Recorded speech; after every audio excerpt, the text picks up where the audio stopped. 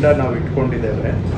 ಒಂದನೇದು AC court cases, ಎರಡನೇದು RRTಯಲ್ಲಿ cases, RRT ತಿದ್ದುಪಡಿ ಕೇಸಸ್ನ ಪ್ರಗತಿ, ಮೂರನೇದು ನಾನು ಸುಮಾರು ಈಗ 6 ತಿಂಗಳಿಂದ ಹೇಳ್ತಾ ಇದ್ದೇನೆ, AC ನಮ್ಮ ಆ್ಯಕ್ಚುಲಿ ಅವರು ಒಂದು ರೀತಿ ಎಕ್ಸಿಕ್ಯೂಟಿವ್ ಅಥಾರಿಟೀಸು, ಸಬ್ ಡಿವಿಷನಲ್ ಮ್ಯಾಜಿಸ್ಟ್ರೇಟ್. ಸೊ ಹಾಗಾಗಿ ಲೀಡರ್ಶಿಪ್ ಬಿಲ್ಡಿಂಗ್ ಆಗಬೇಕು ಅಂತ ಹೇಳಿದ್ರೆ ಅವ್ರದ್ದು ಮುಂದಿನ ದಿನ ಅವರೇ ನಮ್ಮ ಅಡ್ಮಿನಿಸ್ಟ್ರೇಟಿವ್ ಲೀಡರ್ಸ್. ಸೊ ಅದಾಗಬೇಕು ಅಂತ ಹೇಳಿದ್ರೆ ಸ್ವಲ್ಪ ಓವರ್ ಆಲ್ ಎಕ್ಸಿಕ್ಯೂಟಿವ್ ಟ್ರೈನಿಂಗ್ ಆಗಬೇಕು, ಆನ್ ದ ಫೀಲ್ಡ್ ಆಗಬೇಕು ಅಂತ ಆ ಉದ್ದೇಶದಿಂದ ಮಾನ್ಯ ಅಪರ ಮುಖ್ಯ ಕಾರ್ಯದರ್ಶಿಗಳು ಕೆಲವು ರೋಲ್ಸ್ ಆ್ಯಂಡ್ ರೆಸ್ಪಾನ್ಸಿಬಿಲಿಟೀಸನ್ನು ಸ್ಪೆಸಿಫಿಕಲಿ AC ಅಸೈನ್ ಮಾಡಲಿಕ್ಕೆ ಅವರು ಒಂದು ಪಟ್ಟಿಯನ್ನು ಮಾಡಿದ್ದಾರೆ.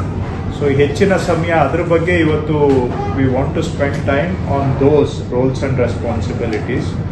ಸೊ ಸಂಕ್ಷಿಪ್ತವಾಗಿ ನಾವು ಕೋರ್ಟ್ ಕೇಸಸ್ಸು ಮತ್ತು RRT ಕರೆಕ್ಷನ್ಸು ಇದ್ರ ಬಗ್ಗೆ ಹೆಚ್ಚಿಗೆ ಟೈಮ್ ಸ್ಪೆಂಡ್ ಮಾಡೋದಕ್ಕಿಂತ ಹೆಚ್ಚು ಸಮಯವನ್ನು ನಾವು ಇನ್ನು ಮುಂದೆ ಹೋಗಬೇಕಾದ್ರೆ ರೋಲ್ಸ್ ಆ್ಯಂಡ್ ರೆಸ್ಪಾನ್ಸಿಬಿಲಿಟೀಸ್ ಕಡೆಗೆ ಹೆಚ್ಚಿನ ಗಮನ ಕೊಡಬೇಕಾಗುತ್ತೆ.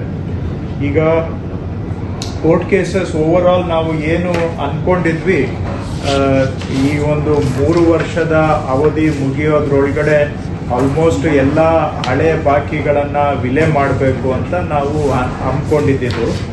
ಅದು ಆಲ್ಮೋಸ್ಟ್ ಹತ್ರಕ್ಕೆ ಬಂದಿದೆ. ನಾವು ಪೂರ್ತಿ 100% ಟಾರ್ಗೆಟ್ ತಲುಪೋದಕ್ಕೆ ಆಗಿಲ್ಲ.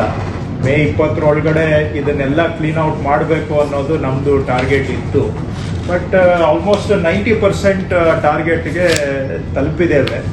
ಸೊ ಎಲ್ಲರೂ ಪ್ರಯತ್ನ ಮಾಡಿದ್ದಾರೆ. ಆದರೆ ಏನಪ್ಪ ಅಂದರೆ ಹತ್ರಕ್ಕೆ ಬಂದ್ವಿ, ಆದರೆ ಪೂರ್ತಿ ಮಾಡೋಕ್ಕಾಗಲಿಲ್ಲ ಅನ್ನೋದು ಒಂದು ನಿರಾಸೆ ಇದೆ. ಬಟ್ ಆದರೂ ಕೂಡ ಎಲ್ಲರೂ ಅವರವರು ಹಂತದಲ್ಲಿ ತಕ್ಕ ಮಟ್ಟಕ್ಕೆ ಪ್ರಯತ್ನವನ್ನು ಮಾಡಿದ್ದಾರೆ. ಎಲ್ಲರಿಗೂ ಕೂಡ ನನ್ನ ಧನ್ಯವಾದ.